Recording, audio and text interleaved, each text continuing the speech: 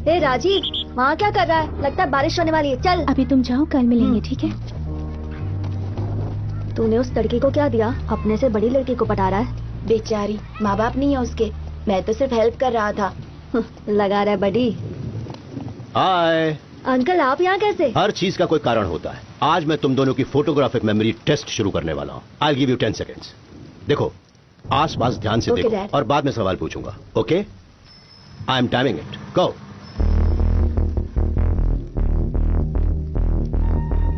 That's it. तुम्हें कुछ suspicious दिखाई दिया? अब याद करो कि तुमने क्या देखा। चप्पल वाले के हाथ में बड़ी सी सुई थी, एक आदमी बीड़ी पी रहा था, बूढ़ा आदमी छाता लेकर खड़ा था, और याद आ गया डैड, ब्लैक जैकेट वाला। सभी लोग रोड की तरफ देखकर बस का इंतजार कर रहे थे, लेकिन वो आदमी उसके आगे खड़े लोगों की पॉकेट्स की तरफ देख रहा था। वो जरूर पॉकेट मार होगा डैड।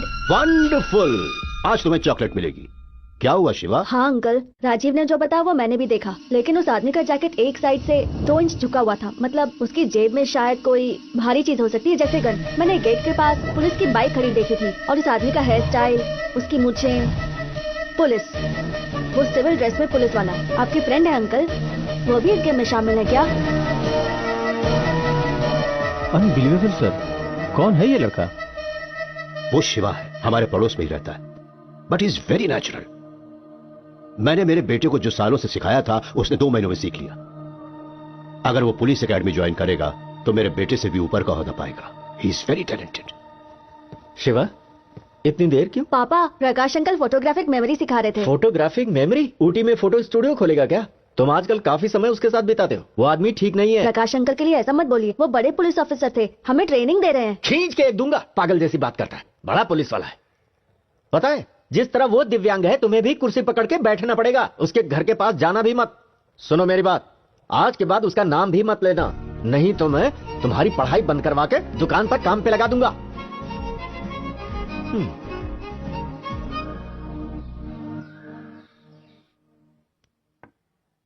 अच्छा, तुम्हारी नजर मेरी रानी पर है।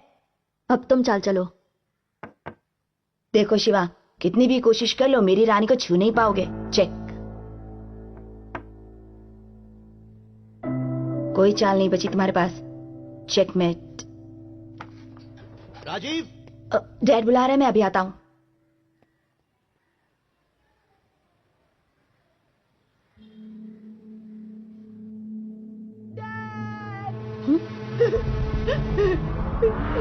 डैड, शिवा देखो ना, किसी ने डैड को चाकू मारा और भाग गया। डैड, उठिए ना डैड। डैड, डैड, शिवा कुछ करो ना।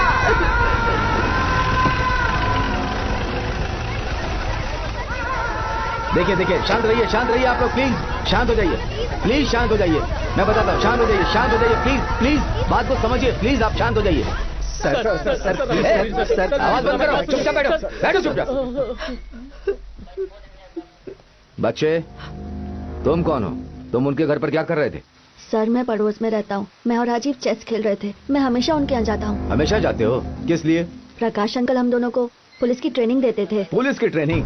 क्या बोल रहे हो? थोड़ा डिटेल में कहो। सर, आपने उन लोगों को भागने दिया। आपके पास कोई सबूत नहीं है और हमसे ऐसे पूछ रहे जैसे हम मुजरिम हैं। जबान खींच लूंगा तुम्हारी। मुझसे जबान चलाते हो? लॉकअप में डाल दूंगा। आप नहीं कर सकते सर। नाबालिग को पुलिस स्टेशन लाना भी कानून के खिलाफ है। बहुत जबान चलती है तुम्हारी ना? अपने आप को क्या समझते हो? सर, इसे कुछ भी नहीं मालूम सर, इसे जाने दीजिए। ये मुझे कानून का पाठ पढ़ा रहा था, पुलिस ट्रेनिंग के बारे में बोल रहा था। क्या कहना चाहता? हम बेकार का काम कर रहे हैं यहाँ? सर, ये सच बोल रहा है सर, हमें वारदात की जगह ले चलिए सर, हम तहकीकात में आपकी मदद कर सकते हैं। बेशर्मी की भी कोई हद होती है सर। ये मैथ सीखने के लिए उनके घर जाता था, क्योंकि ये सब्जेक्ट मुझे नहीं आती है, इसीलिए ये मेरे मना करने के बावजूद वहाँ जाता था। साहब, मेरा रिकॉर्ड एकदम क्लीन है साहब। हम उनके पड़ोस में ही रहते हैं, बाकी उनके बारे में हमें कुछ भी नहीं पता। गाड़ी जाते हुए देखी थी। तू अभी बिल्कुल चुप रहे साहब। मैं अपने बेटे को हमारे हाथ में नहीं देख सकता साहब, इसे छोड़ दीजिए साहब। किशोर भाई, तुम्हें कुछ समझाओ ना। सर, ये कभी किसी लफड़े में नहीं पड़ता, हमेशा अपने काम से काम रखता है। ये कोई मामूली मर्डर केस नहीं है, highly sensitive police murder case है। डिपार्टमेंट की इज्जत दांव पे लगी है। हमें ऊपर से ऑर्डर्स हैं कि जल्द से जल्द खूनी को अरेस्ट करें। जिस कार में भागे थे, वो कार रास्ते में बिजली के खंभे से टकराई, फिर वो उसे छोड़कर भाग गए। सिर्फ इन दोनों ने ही उन्हें देखा है। मैंने इलाके के सारे गुंडों को राउंड अप किया है, इन्हें उनकी शिनाख्त करनी है। राकेश जी सर। उनका एड्रेस और फोन नंबर मिला क्या? मिल गया सर। देखिए मेरी बात सुनिए, जब भी मुझे इसकी जरूरत पड़ेगी आपको लेकर आना होगा। जाइए। पापा पापा पर राजीव, अरे पापा मैं कह राजीव, रहा हूँ, चल यहाँ से, चल। राजीव को भी साथ अरे में सुनो, पापा। रुको ना, रुको तो। अरे तुमने जिंदगी में कभी कोई रिस्क नहीं उठाया, लेकिन अब इतने बड़े केस में फंस गए हो तुम। उस इंस्पेक्टर का दिमाग खराब है, इस केस की वजह से बहुत बड़ा लफड़ा होने वाला है। खूनी अभी भी आजाद बाहर घूम रहा है। भाई मेरी बात मानो, लड़का अभी भी नाबालिग है, उन्होंने FIR भी दर्ज नहीं की है। सोचने में वक्त बर्बाद मत करो, शहर छोड़कर चले जाओ। हाँ हाँ आ रहा हूँ। चल गाड़ी में बैठ, जल्दी निकलना होगा पापा हमें। मेरी चल। बात सुनिए, सबूत इकट्ठा नहीं किया और 6 घंटे में मुझे उनको नहीं पकड़ा तो मुश्किल बढ़ जाएगी। मुझे बस 10 मिनट के लिए वहाँ जाने दीजिए, मैं पता कर लूंगा कि अंकल को किसने मारा। हे, क्या बात कर रहा है तू? पागल हो गया है क्या? अगर तुझे भी मार दिया होता तो कितनी बार समझाया कि उनके घर मत जाया कर, फिर भी नहीं मारा। देख शिवा, मैं सिर्फ तेरे लिए जिंदा हूँ। क्या तू भूल गया बेटा कि तेरी माँ के साथ क्या हुआ था? वो गई थी किसी का झगड़ा सुलझाने, लेकिन जिंदा वापस नहीं आई। झगड़ा तो सुलझ गया था, लेकिन हमारा परिवार रास्ते पर आ गया था।